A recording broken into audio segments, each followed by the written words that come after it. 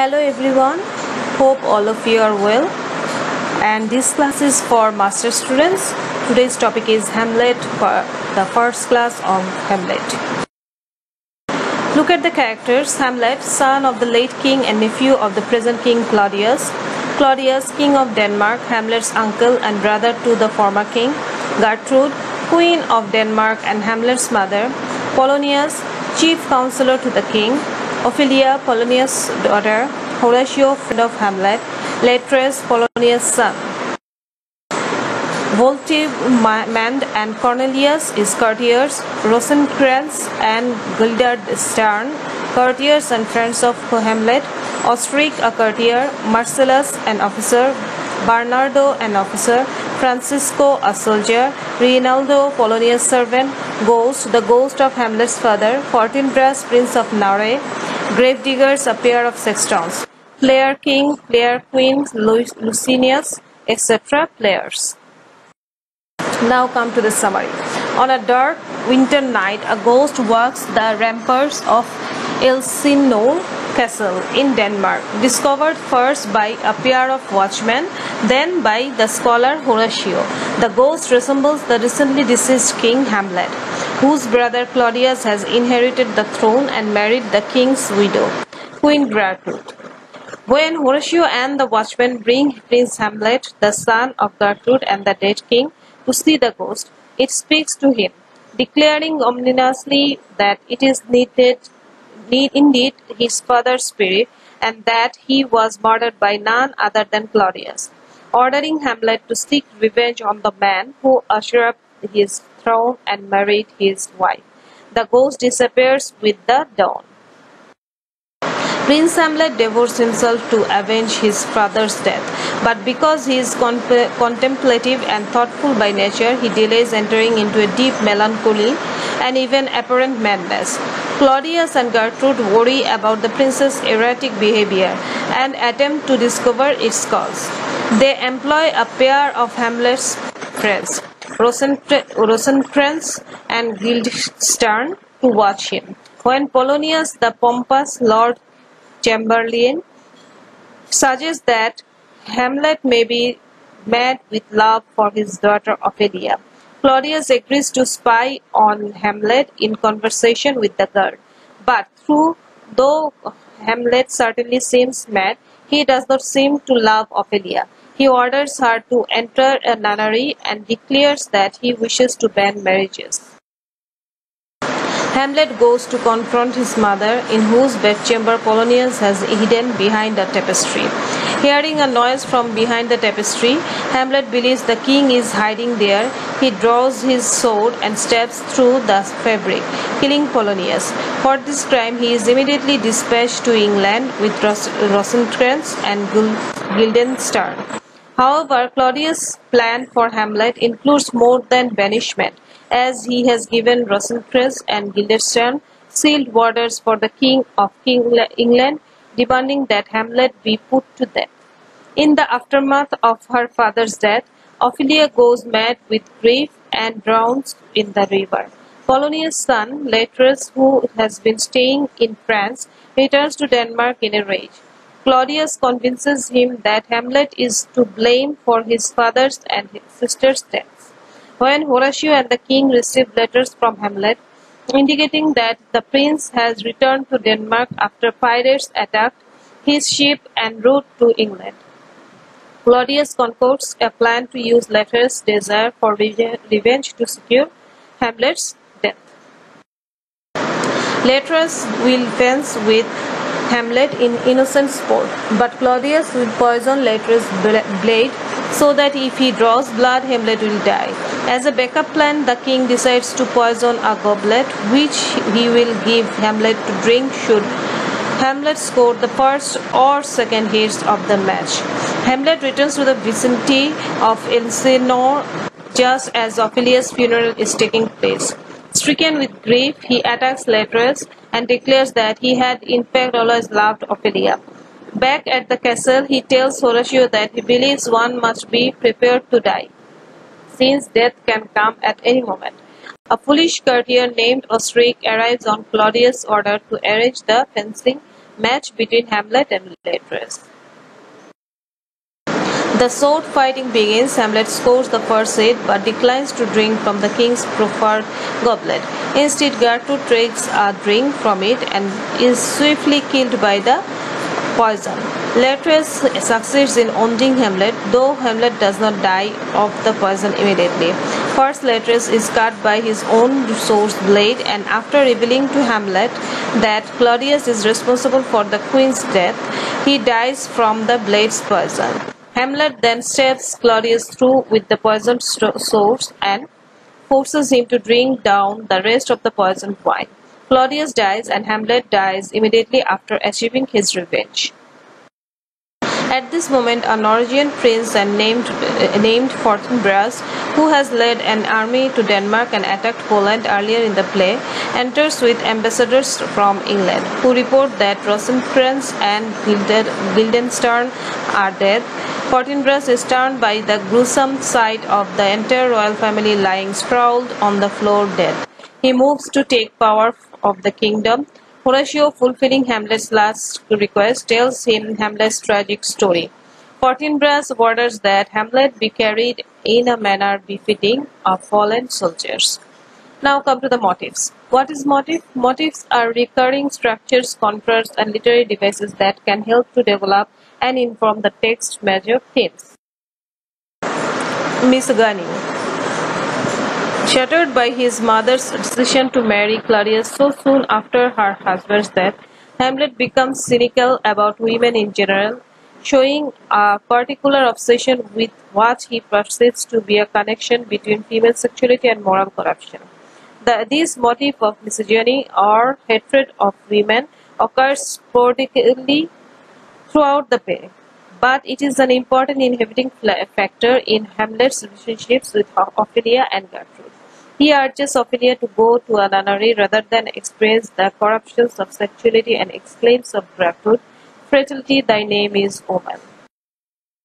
Ears and hearing. One facet of Hamlet's exploration of the difficulty of attaining to true knowledge is slipperiness of language. Words are used to communicate ideas, but they can also be used to distort the truth, manipulate other people, and serve as tools in corrupt quest for power. Claudius, the shrewd politician, is the most obvious example of a man who manipulates words to enhance his own power. The sinister uses of words are represented by images of ears and hearing. From Claudius' murder of the king by pouring poison into his ear, to Hamlet's claim to Horatio that "I have words to speak in thine ear will make thee dumb." The poison poured in the king's ear by Claudius is used by the ghost to symbolize the corrosive effect of Claudius' dishonesty on the health of Denmark. Declaring that the story he was killed by a snake is a lie, he says that the whole year of Denmark is rankly abused. Plot analysis. In telling the story of a fatally indecisive character's inability to choose the proper course to avenge his father's death, Hamlet explores questions of fate versus free will, whether it is better to act decisively or let nature take its course, and ultimately if anything we do in our time on earth makes any difference. Once he learns his uncle has killed his father, Hamlet feels duty-bound to take decisive action. But he has so many doubts about his situation and even about his own feelings that he cannot decide what action to take.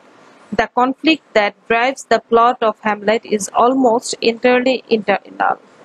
Hamlet wrestles with his own doubt and uncertainty in search of something he believes strongly enough to act on. The play's events are side effects of these internal struggles. Hamlet's attempts to gather more evidence of Claudius' guilt alert Claudius to Hamlet's suspicions, and as Hamlet's internal struggle deepens, he begins to act impulsively out of frustration, eventually murdering Polonius by mistake. The conflict of Hamlet is never resolved.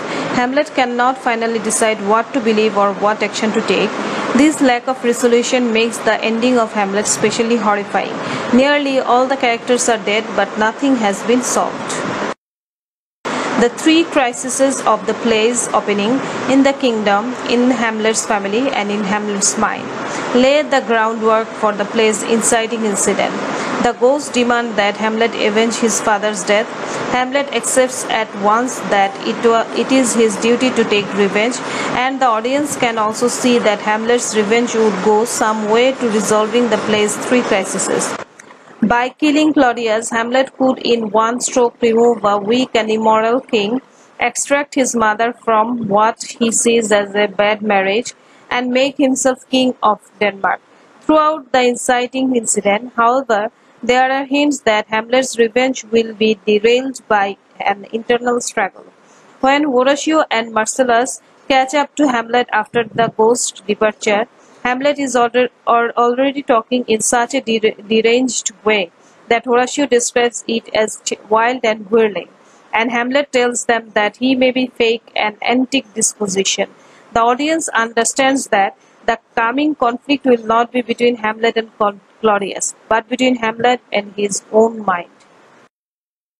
For the whole of the second act, the play's rising action, Hamlet delays his revenge by pretending to be mad. We learn from Ophelia that Hamlet is behaving as if he is mad with love for her. We see him make fun of Polonius by taking nonsense which contains half-hidden jokes at Polonius's expense. Hamlet tells Rosencrantz and Guildenstern that he has lost all his mirth. Only at the end of Act 2 do we learn the reason for Hamlet's delaying tactics.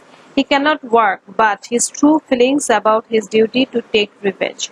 First, he tells us he does not feel as angry and vengeful as he thinks he should. Speak like John Adrian's, I'm pregnant of my cause.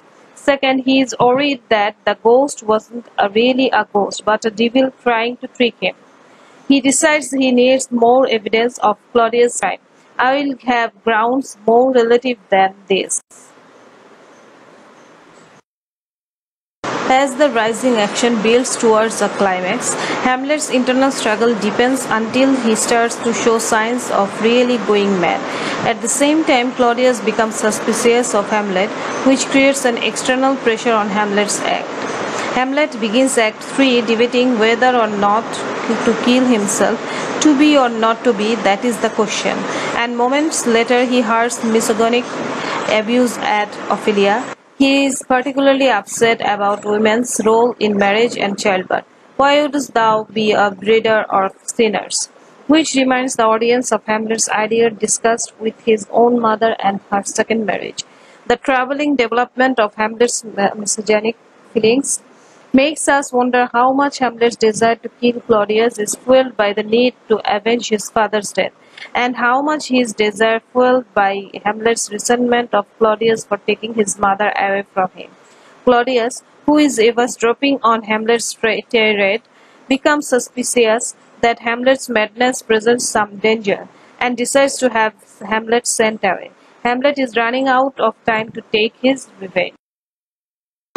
The play's climax arrives when Hamlet stages a play to catch the conscience of the king and get a conclusive evidence of Claudius's guilt. By now, however, Hamlet seems to have truly gone mad. His own behavior at the play is so provocative that when Claudius does respond badly to the play, it is unclear whether he feels guilty about his crime or angry with Hamlet.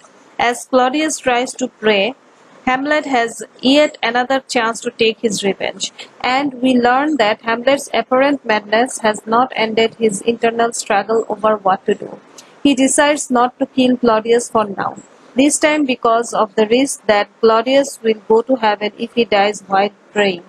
Hamlet accuses Gertrude of being involved in his father's death, but he is acting so erratically that Gertrude thinks her son is simply mad, as the sea and wind, when they each contend which is the mightier. The play's falling action deals with the consequences of Polonius' death. Hamlet is sent away, Ophelia goes mad, and Laertes returns from France to avenge his father's death.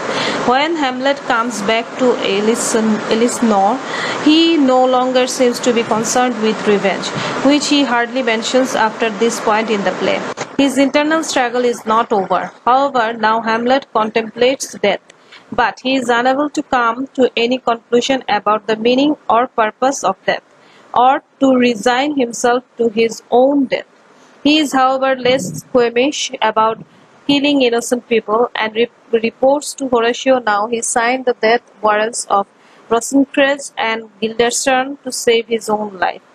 Claudius and Letters plot to kill Hamlet, but the plot goes awry.